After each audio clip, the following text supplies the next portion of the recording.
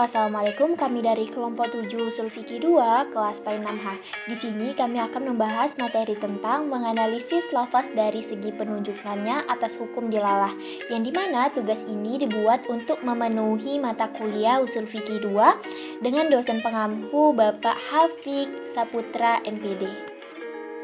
Sebelum pembahasan ke materi, yuk kita kenalan dulu dengan anggota kelompok 7. Yang pertama yaitu ada Hamdan dengan NIM 201201837. Yang kedua yaitu ada Velia Marcelina dengan NIM 201201862. Dan yang terakhir saya sendiri Asyifa Hasanah dengan NIM 201201829. Materi yang pertama kita bahas yaitu makna dilalah. Apa itu dilalah?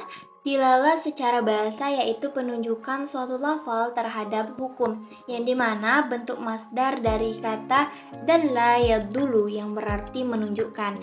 Sedangkan secara istilah, dilalah ialah penunjukan suatu lafaz nas kepada pengertian yang dapat dipahami, sehingga dengan pengertian tersebut kita dapat mengambil kesimpulan hukum dari suatu dalil nas. Dapat kita sederhanakan, makna dilalah ini yaitu pengertian yang dikehendaki oleh suatu lafal atau arah yang dikehendaki suatu lafal terhadap suatu persoalan.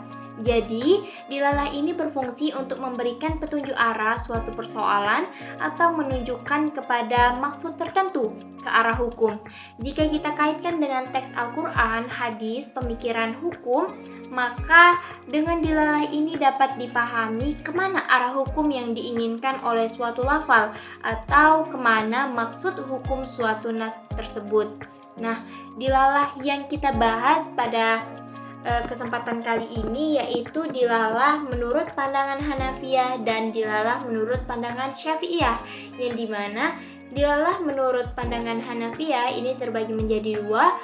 Yang pertama yaitu dilalah lafziyah dan yang kedua dilalah ghairul lafziyah. Sama seperti dilalah menurut pandangan Hanafiyah, Syafi'iyah juga terbagi menjadi dua, yaitu al-mahtuq dan al-mafhum. Dilalah dalam pandangan ulama Hanafiyah. Ulama Hanafiyah membagi dilalah menjadi dua, yaitu dilalah lafziyah dan dilalah ghairul lafziyah. Dilalah lafziyah ialah dilalah yang menggunakan dalil menurut lahirnya sebagai petunjuk hukum. Para fuqaha Hanafiyah membedakan 4 tingkat makna dalam suatu urutan, yang dimulai dengan makna eksplisit atau makna langsung sejak suatu nas. Urutan berikutnya adalah makna yang tersirat, yang diikuti oleh makna tersimpul, dan terakhir oleh makna yang dikehendaki. Adapun penjelasan keempat bagian tersebut secara terperinci adalah sebagai berikut. Yang pertama yaitu dilalah al-ibarah atau dilalah ibarat al-nas, yaitu makna yang dapat segera dipahami dari nihatnya. Makna tersebut adalah makna yang dimaksud dari susunan kalimat. Makna tersebut bisa langsung dipahami dari lafaz yang disebut baik dalam bentuk penggunaan menurut asalnya atau bukan menurut asalnya. Yang kedua yaitu dilalah al-isyarah atau isyarat al-nas, yaitu makna yang tidak segera dapat dipahami dari lafaz-lafaznya, tidak pula dimaksudkan melalui susunannya. Yang ketiga, dilalat al-dilalah atau dilalah al-nash, yaitu makna yang dapat dipahami dari jiwa dan penalaran nas. Jika ibarat suatu nas menunjukkan hukum suatu kasus dengan suatu illat yang menjadi dasar hukum tersebut dan ditentukan atau bahkan ia lebih-lebih lagi, dan hal itu dapat segera dipahami dengan semata-mata memahami bahasa-bahasa, maka secara bahasa dapat dipahami bahwa nas tersebut mencakup dua kasus tersebut dan hukum yang ditetapkan bagi madhub yang diucapkan juga berlaku bagi yang dipahami dengan illat yang sama. Yang keempat, dilalah i'tidah atau i'tidah al-nash, yaitu makna yang ditunjukkan oleh suatu lafaz yang kebenarannya tergantung kepada makna yang tidak disebutkan. Yang kedua, dilalah ghairul lafziyah. Dilalah ghairul lafziyah adalah dilalah yang menggunakan dalil bukan menurut lahirnya sebagai petunjuk hukum. Dalil seperti ini disebut dengan dilalah as-sukut atau bayan al-darurah.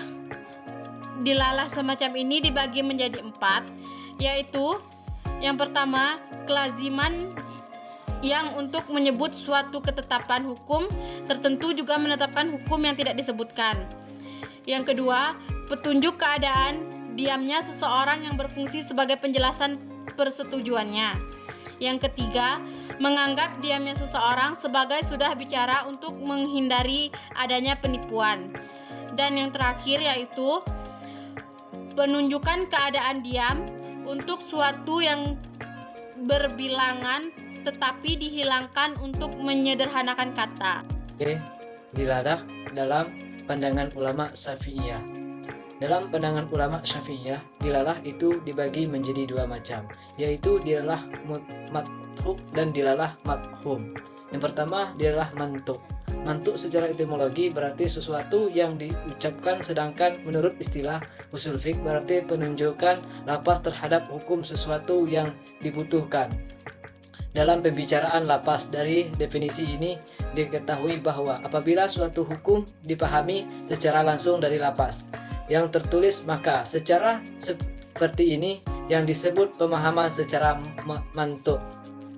Dilalah al-mantuk ini terbagi menjadi 2. Mantuk syarih yaitu makna yang secara tegas yang ditunjukkan suatu lafaz sesuai dengan penciptaannya, baik secara penuh atau berupa bagiannya.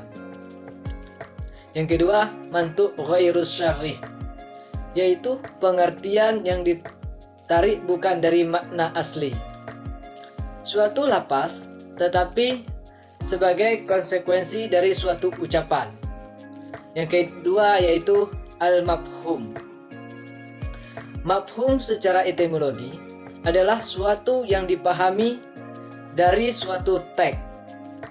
Sedangkan mafhum menurut ulama usul fiqh adalah pengertian tersirat dari suatu lafaz atau pengertian kebalikan dari pengertian lafaz yang diucapkan. Mafhum menurut mayoritas ulama usul fiqh sebagai tergambar dalam definisi di atas dapat dibagi menjadi 2 macam.